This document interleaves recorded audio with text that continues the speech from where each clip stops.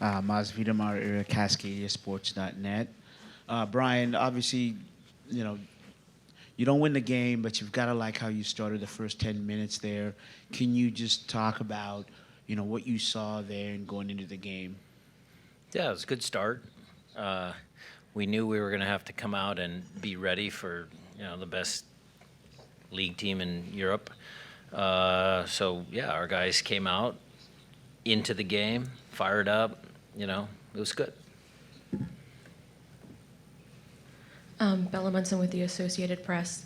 As someone who's been there for almost all of Jordan Morris's playing career and who also has a very strong and significant connection to the city of Seattle, what did it mean for you to see him be able to come into this game and the ovation he got from the fans I today? loved it.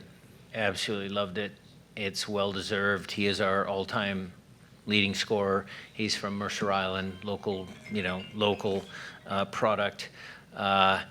And he almost scored. I mean, that would have brought the house down. I mean, Jordan, I think the guy made a good block or save, but, that would have been a storybook entry back into the team. But he's ready to go. He's going to participate more in some of our league matches, and we're happy to have him back. All right. Coach, just wanted to, Nico Moreno, Pulso Sports Under Heart. I wanted to get your take on the decision today to start Paul and Ryan Kent, no Pedro de la Vega throughout the game. And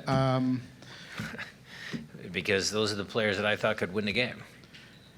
in terms of your substitutions, when it Yeah. came to that second half, what were your thoughts on how They were they good performed? substitutions. They were good substitutions.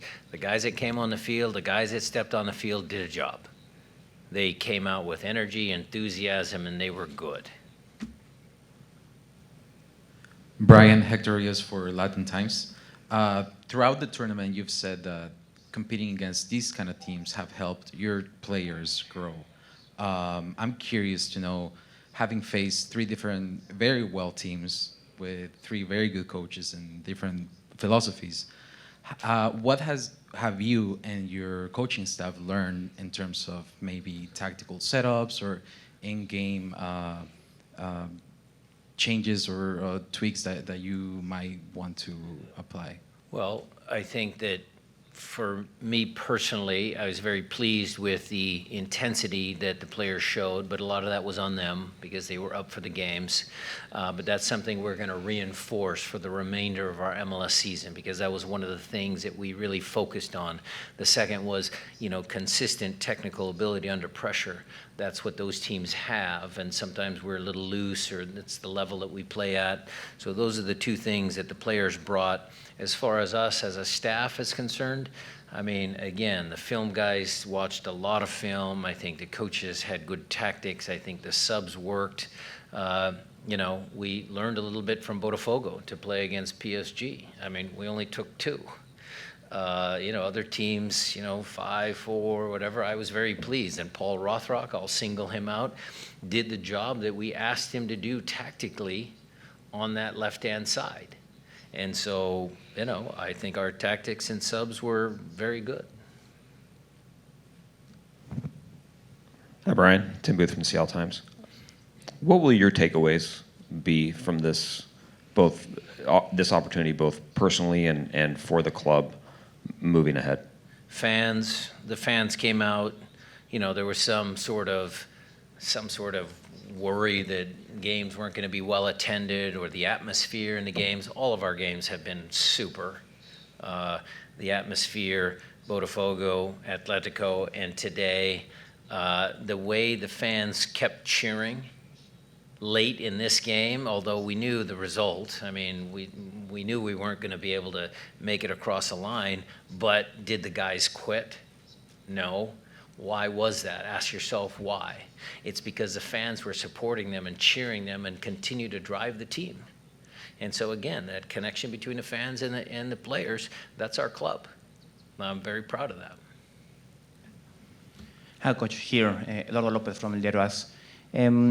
What is the biggest lesson you can resume this whole experience in just one lesson after facing the best team in the world currently, and after having this great start at the first 10 minutes and then kind of struggling in the first minutes of the second half? Well, humility, being humble. Senor Enrique, I mean, he is a humble man, a very generous man. I enjoyed meeting him. Just staying humble, being a good person helps you. Creating a good culture helps your team be successful. So I learned that a little bit today myself as a coach. But then also just, again, driving our team to play with those kind of performances in our league matches for the remainder of the year. That's what we're going to try and do. Jess Lazo, Seattle Sounders. You specifically pointed out Paul Rothrock and him doing his job tactically. Do you mind elaborating on that and what he did specifically that was successful? Well, Hakeem comes into the right pocket almost every time they have possession. They're very fluid in there, so it wasn't just Paul. I mean, I can mention Christian, Obed, you know, the center backs did a great job. I mean, there was a lot of guys that had to cover that, but specifically with one of their best players. Paul was in charge of that part of the field. And, you know, there's a kid from Seattle United, you know, just doing his thing in front of, what was the announced total? A lot of people. A lot of people. So credit to the team and credit to Paul. Last one there.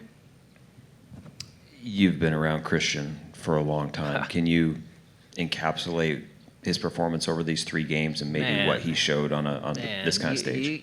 We should be talking about this for years to come, because these 3 games, he was, you know, okay, he wasn't the player of the match tonight because we didn't win, but you could say that, you know, arguably against both Botafogo and Atletico, he's the best player on the field. My opinion, I'm biased, I get it, Tim, but in my opinion, he was. This concludes the press conference with head coach of Seattle Sounders, Brian Schmetzer. Thank you, everyone. Thank you, Alejandra.